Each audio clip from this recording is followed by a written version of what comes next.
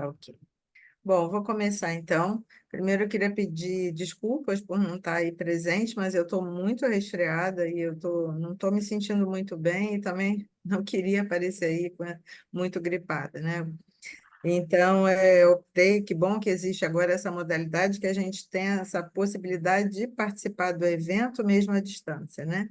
Então, quero agradecer à comissão pelo convite, né? E é um prazer muito grande sempre falar nessa jornada, né, que é muito importante para a gente, que é a do Hemorrio. Então, eu vou falar sobre o tempo de falarmos de prova cruzada eletrônica.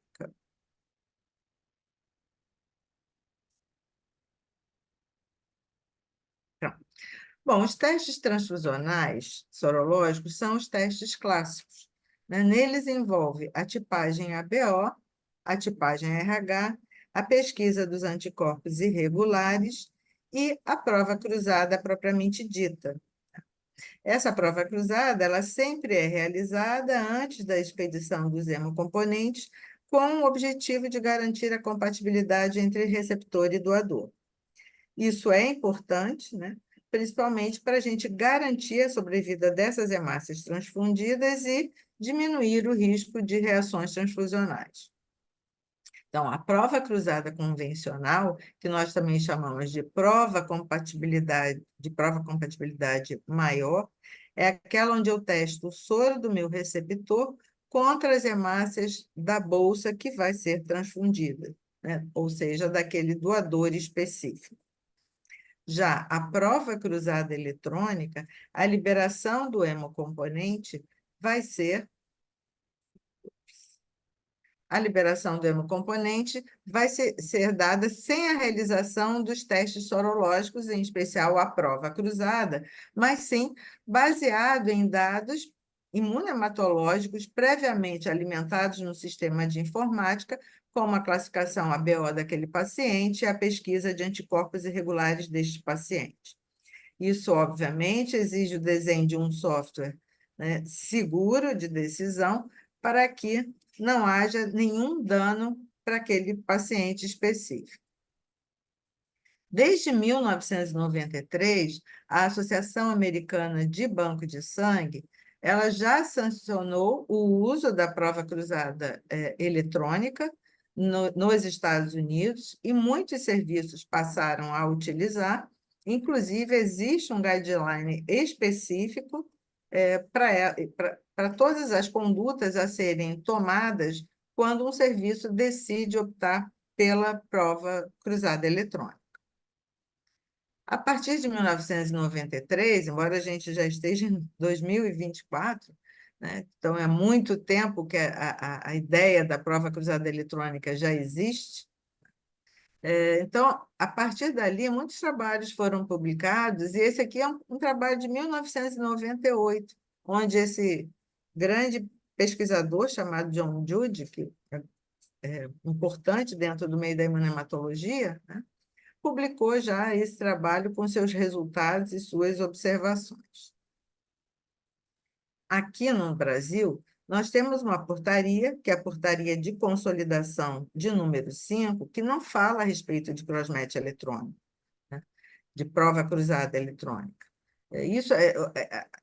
O tema, a prova cruzada eletrônica, ela vem sendo cada vez mais buscada no sentido de se conseguir realmente uma agilidade em relação à liberação dos hemocomponentes, e ela vem sendo cogitada até em relação à liberação de órgãos para transplante. Então, é um tema extremamente atual.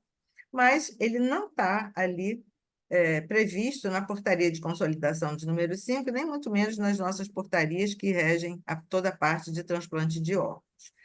Em relação aos testes, óbvio, vai fazer o ABO, vai fazer a pesquisa de anticorpos, ele determina, sim, a realização da prova de compatibilidade entre as hemácias do doador e o soroplasma do receptor, mas coloca uma observação que ela é facultativa em determinadas situações. E que situações seriam essas? Se a pesquisa de anticorpos anti-eritrocitários irregulares for negativa e não existirem antecedentes transfusionais ou gestacionais. Então, E ele fala que aqui, nesse caso, só poderia ser omitida a fase da antiglobulina humana na realização do teste. Então, ela não é uma prova, ela não é totalmente facultativa, porque a testagem, né, do plasma ou soro do paciente contra aquelas hemácias daquela bolsa, numa leitura imediata, né, onde identificaria a incompatibilidade ABO, ela ainda é obrigatória. Ela também diz que, quando a pesquisa de anticorpos anti-eritrocitários for positiva, é recomendado a realização da identificação desses anticorpos e, obviamente, os concentrados de hemácias a serem liberados têm que ser fenotipados para o antígeno correspondente à especificidade do anticorpo, pelo menos. O grande problema da migração para as provas cruzadas eletrônicas é a qualidade dos testes imunematológicos. A verdade, na nossa rotina aqui no Brasil, de seleção pré-transfusional, utiliza-se duas, na maioria dos serviços, utilizam só duas células, o que, na verdade, não contempla toda uma gama de antígenos, né, que deveria ser contemplados para você garantir que aquela pesquisa de anticorpo irregular é negativa. Assim como, em muitas situações, o perfil dessas hemácias não atende totalmente às normas estabelecidas, né, pelos melhores guidelines, que é ter pelo menos, né, uma hemácia 1, uma hemácia 2, mas pelo menos elas sejam homozigotas para os principais antígenos envolvidos nas reações transfusionais, como KID-A, KID-B, E grande, E pequeno, C grande, C pequeno, né, DAF-A, DAF-B, S grande, S pequeno. Então, isso nos causa bastante preocupação na tomada de decisão de se migrar realmente para uma prova cruzada eletrônica. Eu gosto muito desse guideline, né, britânico, ele é bem detalhista em relação às rotinas, né, e chama a atenção da importância de cada fase dos testes imunematológicos para que, se migrando para um crossmatch, para uma prova cruzada eletrônica, a gente tenha segurança na liberação desses resultados, né? No caso, o resultado, a liberação do nosso hemocomponente. Então, aqui eu vou falar, são 19 recomendações que ela coloca, né? Onde ela fala que deve ser identificado pontos de controle críticos, né? Para que garantam assim, a segurança pré-transfusional. Fala da importância de se estabelecer contingências quando os sistemas habituais de trabalho, em especial automação, também não está disponível, principalmente também se você tiver um sistema de informática que é o responsável pela liberação do crossmatch, da prova cruzada eletrônica, ele tiver algum tipo de problema, você tem que ter uma outra logística de decisão para a liberação da bolsa, obviamente. Também fala em relação à responsabilidade de pessoas, né, em relação aos resultados que se dá e que se inserem em sistemas, isso é crítico bastante. Fala, como na nossa portaria aqui, da importância de que, se o paciente tem um passado transfusional gestacional, que as provas cruzadas sejam feitas, pelo menos, com amostras de 3 dias que antecedem aquela data da transfusão, assim como fala também da retenção dessas amostras no pós-transfusional também, para fazer qualquer tipo de investigação de reações transfusionais. Fala da importância do grupo sanguíneo ABO. Ele, apesar de ser um teste simples, ele tem que ser visto com muito cuidado, porque é o principal sistema relacionado à transfusão. Então, qualquer erro de execução ou de interpretação ou de registro, né, principalmente em sistemas de decisão, podem comprometer bastante essa transfusão. Fala sempre na tentativa, né, de investimento em sistemas automatizados para você ter anotação dos resultados em tempo real, assim como interpretação, diminuindo também, né, os erros clericais. Então, cada vez mais isso é incentivado. Fala da importância de que, se tiver a fazer qualquer tipo de classificação reduzida, né, por qualquer motivo, por ter necessidade de liberar um componente com uma maior rapidez, assumir o risco da liberação desses testes de classificação ABO resumidos, ou só direta, por exemplo. Fala da extrema importância em relação aos dados demográficos que estão na amostra e no registro do paciente. Isso é importantíssimo. A gente sabe a nossa luta que é aqui no Brasil para receber amostras, né, que estejam completamente conforme, né, com os pré-requisitos que estabelecemos.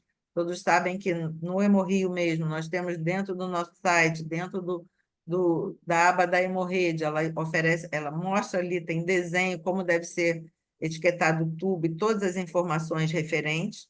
Então, não se pode realmente aceitar amostras que não estejam devidamente adequadas, em termos de identificação e de qualidade. Se o paciente tiver algum anticorpo já pré-formado, né, devemos sempre testar novas amostras pela possibilidade da formação de novos aloanticorpos, né? Sabemos que pacientes, uma vez que faz anticorpo, ele passa a ter uma maior probabilidade de formação de outros anticorpos, ele mostra-se um bom respondedor. Se houver uma identificação desse anticorpo, é importante estabelecer a importância clínica dele, até para evitar atrasos na liberação de hemocomponentes. Sempre lembrar que também, quando se faz uma liberação, a não ser que já tenha realmente uma identificação eletrônica, a classificação ABO ela tem que ser sempre refeita. Fala também que o teste da antiglobulina humana ele é o teste de eleição, né, quando não existe a informação eletrônica, ou se a utilização da prova cruzada eletrônica é contraindicada. Fala também a respeito de que, se o paciente tem já anticorpos clinicamente significantes, é necessário fazer os testes na fase de antiglobulina humana, diferente da maioria, quando os pacientes não têm a prova com pesquisa positiva, pode ser feita só aquela leitura imediata, garantindo a ABO, isso na execução de testes sorológicos. Qualquer tipo de elegibilidade para liberação eletrônica, né, tem que ser normatizada no serviço por gestores competentes. Tem que ser muito bem estabelecidos os protocolos para a liberação de qualquer solicitação de urgência. Quando não se tem estamos diante de um paciente desconhecido, né, não sabemos o nome, a gente tem que, pelo menos, como identificação, eles sugerem, né, o gênero e, no caso, o número que seria único, que seria da matrícula, o registro. Sempre, em casos de emergência, se você libera alguma amostra com sem saber exatamente o grupo sanguíneo, você, antes de qualquer coisa, de liberar, então, a ideia é liberar O, você tem que novamente repetir, né? Tem que finalizar a classificação sanguínea daquele paciente antes de liberar um sangue ABO específico. E fala também, se o paciente tiver um teste de antiglobulina humana positivo e teve transfusão no último mês, a eluição deve ser feita e a prova de compatibilidade, né, deve ser feita e proferida com esse eluato, não só com o soro, mas também utilizar o eluato. Então, todos esses cuidados imunohematológicos são essenciais para se alimentar e se construir um sistema onde a decisão vai se basear nas informações dos testes imunohematológicos e não naquela prova cruzada propriamente dita, porque estaremos migrando por uma prova cruzada eletrônica. Então, a gente fala, por que fazer a prova cruzada eletrônica? Bom, segurança, com certeza, você vai ter muito menos manuseio de materiais biológicos, então né? A parte de biossegurança melhora, você diminui a carga de trabalho, né? Você vai ter menos etapas manuais de procedimentos, isso gera um tempo livre para a equipe, que pode trabalhar em outras frentes, pode trabalhar em pesquisa, acreditação, treinamento, enfim, menos gastos com reagentes e consumíveis, e, na verdade, evita os erros ABO e RH, pois, uma vez inseridos no sistema os grupos sanguíneos, o software vai liberar apenas o componente específico para aquele paciente. Como fazer essa construção, né, desse sistema? Tem que ter uma garantia realmente de entrada adequada do paciente, com uma identificação segura e única. A gente tem que ter muito cuidado em relação a homônimos. No Brasil, isso não é incomum, né, homônimos. Então, essa identificação do paciente é de suma importância. Nós do Hemorric recebemos pacientes de diversos locais, né? É muito difícil quando a gente não tem apenas utilizando o nome, né? É lógico que a gente, juntando a data de nascimento, já vai ajudar, mas em muitas situações, se a gente coloca uma origem distinta, esse paciente duplica. Então, se você está num software, né, de busca, você pode ter informações equivocadas, então isso é de suma importância.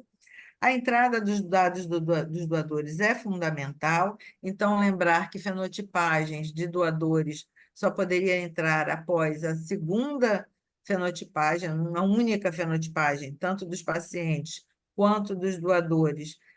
Não é uma conduta segura para alimentar os dados desse sistema, porque a gente tem que realmente ratificar aquele resultado. A gente sabe que existem erros de execução, erros de transcrição de resultados. Se tem também que criar todo um critério para a seleção dessas bolsas, validar esse processo, né, e realmente, tudo isso tem que ser baseado em testes imunohematológicos extremamente eficientes. O critério da decisão vai ter que incluir escolha do grupo sanguíneo ABO, e não é só uma simples escolha, né? Existe também toda uma interligação. Por exemplo, eu tenho um paciente que é B e tem um anticorpo contra um antígeno específico, eu não tenho bolsa B, mas eu tenho bolsa O. Como é que o sistema reconhece isso? Como é que ele libera? Qual é a prioridade que ele libera? Por exemplo, também em relação ao sistema RH, se eu tenho um anticorpo desse sistema, qual é o melhor fenótipo RH para liberar, né? Se eu vou liberar R1, R1, R2, R2, enfim, né? Às vezes um único anticorpo antes de ser grande, por exemplo, eu poderia liberar uma bolsa, né?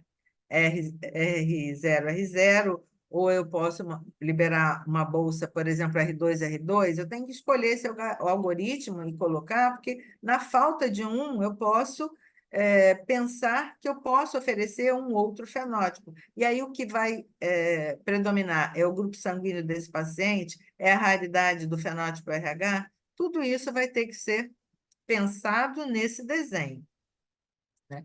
Então, a partir daí, qual é a extensão do fenótipo oferecido para os pacientes? Eu sempre vou respeitar o fenótipo RH, eu vou ter que decidir se, né, ou determinados pacientes eu vou ou não. Então, tudo isso é levado em consideração, né, nessa construção. E também, paciente, por exemplo, qual é o intervalo da repetição dos testes? Esse paciente não tem anticorpo, ele retorna. Eu considero quanto tempo para repetir os testes? 15 dias, uma semana, 3 dias? Então, tudo isso vai ser importante em relação a esse desenho, porque ele também vai poder bloquear se eu não coloquei lá a informação que o paciente foi devidamente, novamente, investigado em relação a possíveis, né, anticorpos. Bom, normalmente aqui são propostas americanas específicas, né? Então, se você recebe uma amostra devidamente etiquetada, você vai fazer o ABO e o RH desse paciente e também a pesquisa de anticorpo. Se a pesquisa de anticorpo é negativa, esse paciente sem nenhum histórico prévio, você pode partir para o cross-match eletrônico, né, a prova cruzada eletrônica e liberar a bolsa. Mas se essa pesquisa é positiva, você já não vai mais poder fazer o cross-match eletrônico, você vai partir para a prova cruzada sorológica. Se o anticorpo é clinicamente significante, você vai buscar bolsas com antígeno compatível para então liberar. Se você tem o critério propriamente dito da prova cruzada eletrônica, você tem um primeiro evento de coleta, você tem um ABO, né, IRH, você vai fazer a confirmação ali, o anticorpo é negativo. Você, só numa segunda evento, onde você tem uma segunda amostra, onde você vai fazer a confirmação do RH e do anticorpo, realmente negativo, é que você vai eleger para o cross-match eletrônico. Assim mesmo, se esse paciente não está entre os critérios que não são elegíveis, que eu vou falar daqui a pouquinho, né? Se ele realmente ele não se inclui naquele grupo de pacientes não elegíveis, eu vou fazer a confirmação também de quais são as bolsas que ele, tipo sanguíneo de bolsas que ele pode receber, e a partir dali, o cross-match eletrônico. A partir dali, enquanto ele tiver PA negativo, mantém-se com o cross-match eletrônico. Qual é o problema, então, nós teríamos da prova cruzada eletrônica? Lógico, frente a toda essa problemática relacionada à qualidade dos ensaios imunematológicos, né? Existe um custo para desenvolvimento do software, né? Então, e além disso, ele tem que ser um software confiável, né? Com risco prático, a gente idealiza um risco zero para isso, né? Com validação estabelecida, uma revalidação contínua, principalmente se houver alguma mudança. Exige, de qualquer forma, o plano de contingência bem estabelecido para resolver qualquer problema de computadores, né? Ou se você tiver algum problema, não tem sistema, não tem luz, etc., não tem gerador, você tem que ter uma contingência de saber o histórico desses pacientes. E algumas doenças e situações imunematológicas impossibilitam a sua aplicação. A gente também tem que ter em mente que, dependendo dessa qualidade desses testes imunematológicos, realmente vai existir um certo risco de reação transfusional hemolítica tardia, ou mesmo imediata, né? Se a gente não identificou um possível anticorpo por uma limitação técnica, não porque tenha feito errado. Bom, quais são os pacientes com diagnósticos não elegíveis? E por que eles não são elegíveis? Porque esses pacientes têm risco sempre de novos alloanticorpos. Então, normalmente, pacientes com PAI positivo e TAD positivo não entrariam nesse grupo, pacientes com discrepância ABO, pacientes politransfundidos, como anemia falciforme, talassemia, transplantes de medula óssea de órgãos sólidos, transfusão de trocas, anemia hemolítica autoimune, neoplasias hematológicas, por causa realmente de um status, né, constante de estímulo imunológico, né, e uma necessidade realmente de uma supervisão mais estreita em relação a esses testes imunematológicos. Aqui nesse artigo, nesse paper, a gente observa que é uma publicação onde houve um caso de reação hemolítica transfusional extravascular devido à presença de um anticorpo chamado anti-KPA. KPA é um antígeno de baixa frequência do sistema CAL e, normalmente, nas células de triagem 1 e 2, e até mesmo em 1, 2 e 3, e muitas vezes esse anti-KPA não está ali representado no meu diagrama de antígenos, ou seja, aquelas minhas células não contêm esse antígeno. Então, obviamente, se o paciente tem o anticorpo, aquela pesquisa de anticorpo irregular, ela será negativa. Não porque não houvesse o anticorpo, não porque eu não fiz alguma coisa errada, mas realmente houve uma limitação técnica, o antígeno não estava ali contemplado, e aí, na hora da seleção, esse antígeno não foi levado em consideração, e então o paciente foi transfundido com uma hemácia KPA positiva e apresentou uma reação transfusional hemolítica. Geralmente é uma reação tardia, ela é extravascular, a maioria dos sistemas eritrocitários dão reação extravascular, o que nos conforta um pouco mais em relação a essas preocupações da qualidade dos testes imunohematológicos. Como conclusão, então, a prova cruzada eletrônica é uma opção factível, sim, desde que os dados dos pacientes e doadores sejam inseridos com segurança e o desenho do software seja eficaz, quanto à logística da seleção desse hemocomponente.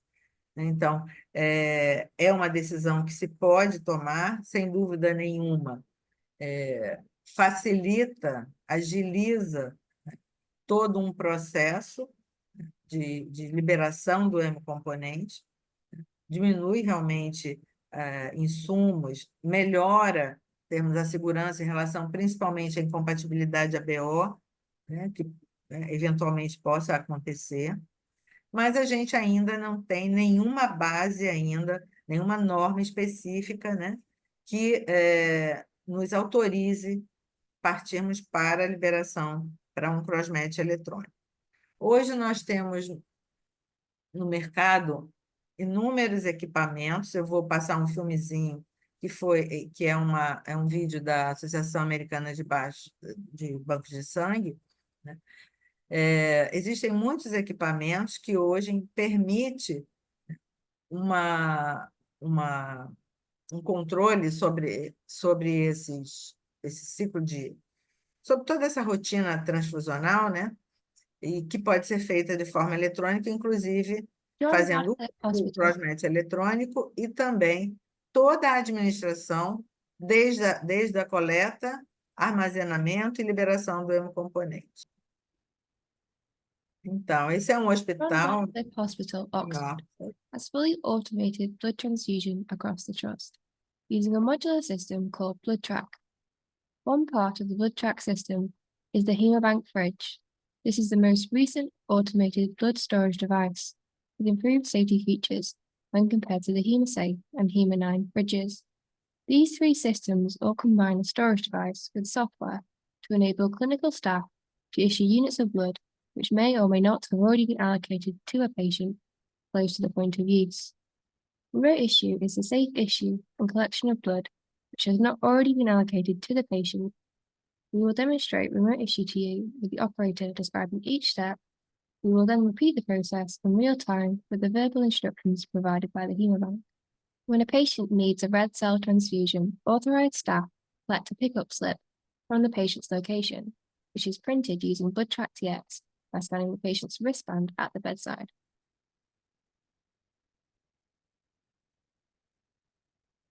Then they go to the HaemoBank fridge and identify themselves using a staff ID card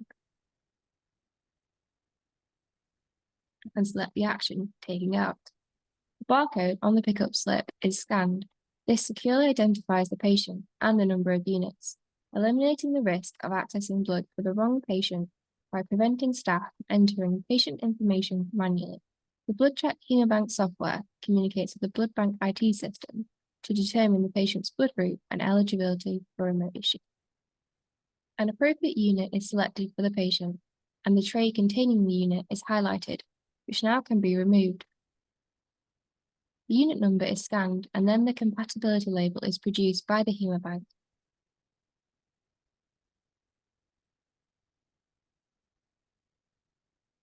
The member of staff must confirm that the label is printed, and then attach the label to the unit. Bom, a gente já está com The unit number and the 1438. compatibility label are then scanned separately to verify the compatibility label is on the correct Então, unit.